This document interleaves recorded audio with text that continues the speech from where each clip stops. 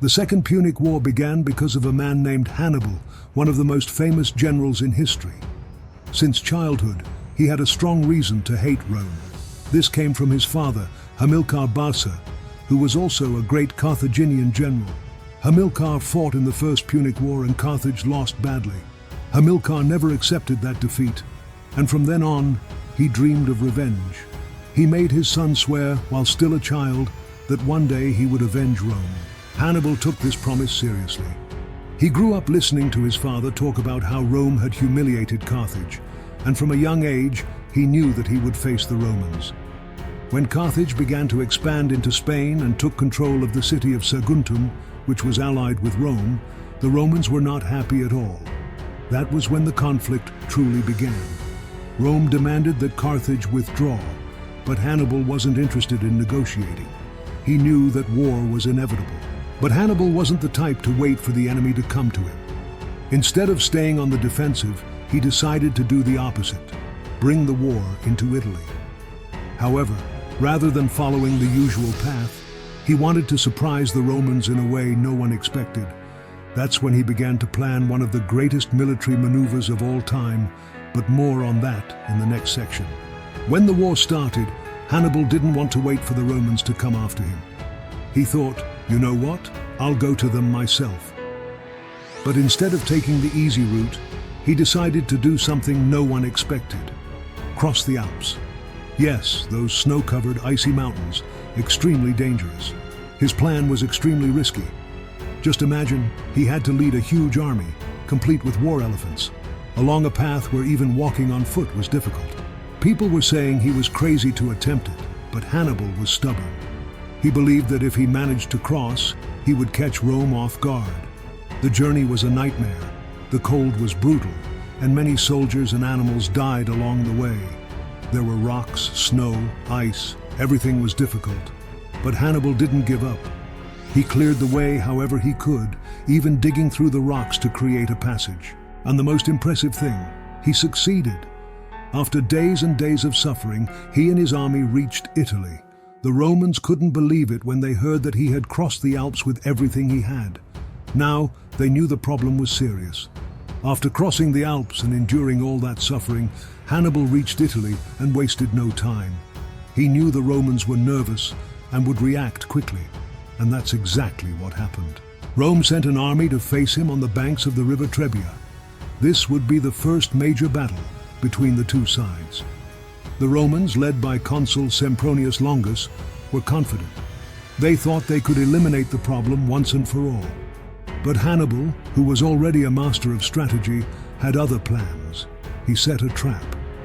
While the Romans advanced, Hannibal made his men fake a retreat to lure the Roman army into an ambush. The weather was freezing, the river ice cold, and when the Romans crossed, Hannibal struck with full force. Suddenly his troops appeared from all sides and surrounded the Romans, who were completely unprepared for it. It was a massacre. Rome lost many soldiers, and this defeat seriously shook their confidence. They realized that Hannibal was no ordinary enemy. He knew exactly what he was doing and wasn't afraid to play hard. After his victory at the river Trebia, Hannibal was just getting started. He wanted to weaken Rome little by little, and his next move was in the region of Lake Trasimene. The Romans, still furious from their previous defeat, sent another army after him, led by consul Gaius Flaminius.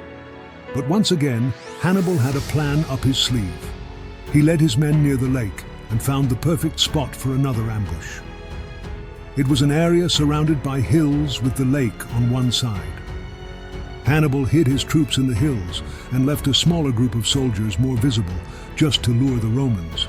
And, as he had anticipated, Flaminius fell right into the trap. He advanced with the Roman army, unaware that the enemy was hiding. When the Romans got close to the lake, Hannibal's troops came down from the hills and closed in on them. They attacked from all sides, taking the Romans by surprise. It was a bloodbath. Many Romans didn't even have a chance to fight or escape, and most ended up either killed or captured. For Rome, it was yet another shameful defeat. Hannibal, on the other hand, was proving more and more that he was a military genius and knew how to mess with the Romans' minds. After his victory at Lake Trasimene, Hannibal was at the height of his power. He had wiped out 2 Roman armies, and it was becoming increasingly clear that he posed a serious threat to Rome. The path to the city of Rome itself was practically open, and many thought Hannibal would march straight there and lay siege to the city. But he didn't. Instead of going straight to the heart of the matter, Hannibal made a surprising decision. He knew that although his army was strong, it wasn't enough for a direct attack on such a well-defended city as Rome. A siege could take months, and he ran the risk of running out of supplies or reinforcements. Hannibal was always smart enough to know when to retreat and when to advance, and this was one of the qualities that made him so dangerous. He decided that the best strategy was to continue defeating Roman armies outside the city, gradually weakening Rome. With this in mind, Hannibal began roaming through Italy, attacking various regions, destroying farms, and cutting off the resources that supplied Rome. His goal was simple: cause as much damage as possible and make Rome bleed slowly. He wanted the city to weaken from within, and in the end, this would make his victory easier. This kind of strategy, of gradually wearing down the enemy, was something Rome wasn't used to facing. Meanwhile, panic was spreading among the Romans. With each new report of destruction, fear grew among the people. Rome had never faced an enemy like this before. They were used to quick wars, but Hannibal was different. He was playing a long game, and the Romans didn't know how to respond. The city was on high alert, and people were starting to lose confidence in the Roman army. Hannibal, for his part, was convinced that this was the best strategy. He didn't need to conquer Rome all at once. He knew that if he continued attacking intelligently, Rome would eventually surrender, weakened by the defeats and the lack of resources. After weeks of attacking Italy's interior and messing with the Romans' heads, Hannibal prepared for his biggest battle yet. Rome, tired of so many defeats, gathered a massive army to try to finally put an end to the Carthaginian general. This battle, which took place in 216 BC, lies near the city of Cannae, would become one of the most significant in ancient history. The Romans had more than 80,000 soldiers, while Hannibal had about 50,000. Even with a numerical disadvantage, Hannibal had something the Romans didn't expect: a deadly strategy. The Romans, confident that they would finally defeat Hannibal, organized their troops traditionally, placing soldiers in the center and cavalry on the flanks. But Hannibal, always a master tactician, had another plan. He positioned his troops in the center, but in a way that made them appear weaker. As the Roman army advanced, they began to push Hannibal's forces, believing they were winning. But it was all part of his plan. As the Romans advanced through the center, Hannibal's troops on the flanks began to surround them. It was a perfect maneuver. The Roman army found itself completely trapped, with no space to retreat or organize a defense. It was as if they were being crushed from all sides. It was a massacre. It's estimated that more than 50,000 Romans were killed that day. The soldiers, not knowing what to do, panicked. Some tried to flee, but there was nowhere to go. The Battle of Cannae was Hannibal's greatest victory and Rome's worst defeat to date. The news of what had happened spread quickly, and panic gripped the city of Rome. The loss of so many soldiers in a single day was something Rome had never experienced before. Once again, Hannibal demonstrated that he was one of the greatest military geniuses of all time, destroying a much larger Roman army with pure strategy. After the Battle of Cannae, the situation in Rome was critical. The Roman army had been crushed, and panic overtook the city. Everyone thought Hannibal would march straight to Rome and finish it off. But surprisingly, he didn't. This left many wondering, why didn't Hannibal go all the way? The answer lies in the problems he began to face. Despite all his victories, Hannibal was losing many men. The problem was that he had no way to replace these losses. Unlike Rome, which could quickly recruit more soldiers, Carthage wasn't sending reinforcements to Hannibal. He was alone in Italy, relying on the soldiers he had brought with him and a few local allies, like the Gauls. But that wasn't enough to replace the significant losses he suffered in battle. Meanwhile, Rome, although wounded, began to reorganize. Instead of attempting a direct confrontation with Hannibal, the consul Fabius Maximus decided to change tactics. He knew that facing Hannibal head-on was risky, so he adopted a more cautious strategy. Fabius began to avoid open-field battles, preferring to follow Hannibal from a distance and gradually wear down his army without giving him the chance to set up It was a strategy of patience, which many Romans didn't like at first, but it turned out to be the key to resisting Hannibal. Hannibal, on the other hand, began to feel the weight of the lack of reinforcements. Even though he was winning battles, he couldn't replace the men he lost, and this started to complicate things for him. Fabius's strategy began to take effect, and Hannibal was increasingly isolated. Carthage, preoccupied with other issues, didn't send help, and Hannibal knew that without reinforcements, winning the war would be much more difficult. As Hannibal began to lose strength in Italy, a new figure emerged in Rome who would change the course of the war: Scipio Africanus. He was a young Roman general, full of ideas and the courage to face the great Hannibal. Rome, already in the process of reorganizing, found in Scipio the ideal leader to plan a counterattack. Instead of staying on the defensive, Scipio proposed something bold, taking the war back to Carthage in Africa. This move was risky, but Scipio knew that if Rome attacked Carthage directly, Hannibal would be forced to leave Italy to defend his homeland. The idea was well received in Rome, and soon Scipio began to gather troops for his campaign in Africa. He trained his soldiers with new tactics, many of which he had learned by observing Hannibal himself. Scipio was intelligent and knew that, to win, he needed more than brute strength. He had to be strategic, just like his adversary. While Scipio prepared for the invasion, Hannibal learned of the plan.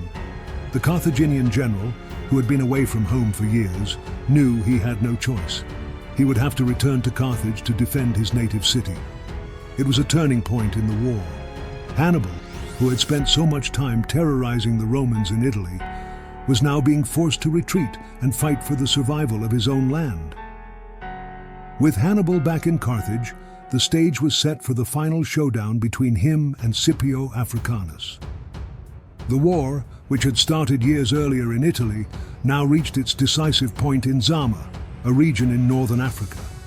The two greatest generals of the time stood face to face. Hannibal, who had spent years defeating Roman armies, was now fighting to save his own city.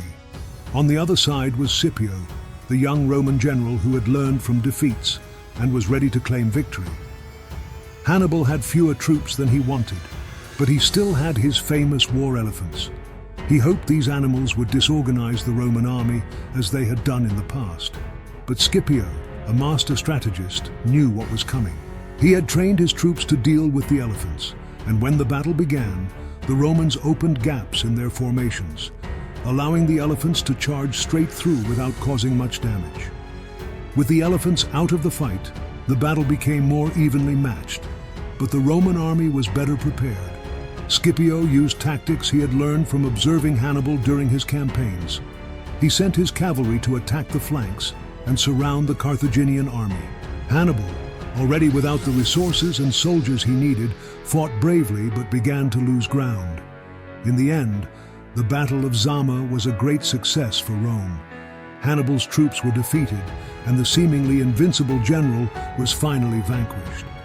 Scipio emerged from the battle as Rome's hero, while Hannibal was forced to flee to avoid capture. It was the end of an era for Carthage, which now lay at the mercy of Rome. After Hannibal's crushing defeat at Zama, it became clear that the game was over. The Second Punic War had come to an end, and Carthage was utterly broken. They had no choice but to accept the harsh terms of peace imposed by Rome. Carthage lost its fleet, had to pay a massive amount of reparations, and worst of all, could no longer wage war without Rome's permission. It was practically the end for them as a great power. And what happened to Hannibal? Well, he managed to escape for a while, but his life was never the same. He spent the rest of his days on the run, moving from place to place until, realizing he was about to be captured, he chose to take his own life rather than fall into Roman hands. Thus ended one of the greatest military geniuses the world had ever seen. However, his name lived on in history, and the battles he fought would never be forgotten. Now, with Carthage in ruins, Rome was on top. They emerged from the war stronger than ever, with no one left to challenge them in the Mediterranean. Rome began to expand even more, conquering new lands and showing that their power was only just beginning. Carthage, once a mighty force, had become a shadow of its former self. It seemed only a matter of time before they disappeared completely. This war was a turning point. It wasn't just a conflict between two cities. It was what showed the world that Rome was destined to dominate. Thus began the construction of the greatest empire the ancient world had ever seen. Carthage was left in the past, while Rome was just beginning to shine. The Second Punic War wasn't just a test of strength. It was a war of sharp minds. Hannibal, with his incredible strategies, and Scipio Africanus, who knew how to turn the tide, both proved that in war, thinking can be just as important as fighting. In the end, Rome emerged stronger than ever, ready to dominate the Mediterranean for centuries. Meanwhile, Carthage, once an empire, never truly rose again, and Hannibal's name, it went down in history as one of the greatest military geniuses of all time. If you enjoyed this story, don't forget to like, share, and subscribe to the channel. There's much more to come about wars, epic battles, and the figures who shaped the ancient world. Hit the bell to ensure you don't miss any content, and join us on this journey through the past, because Rome's story is far from over.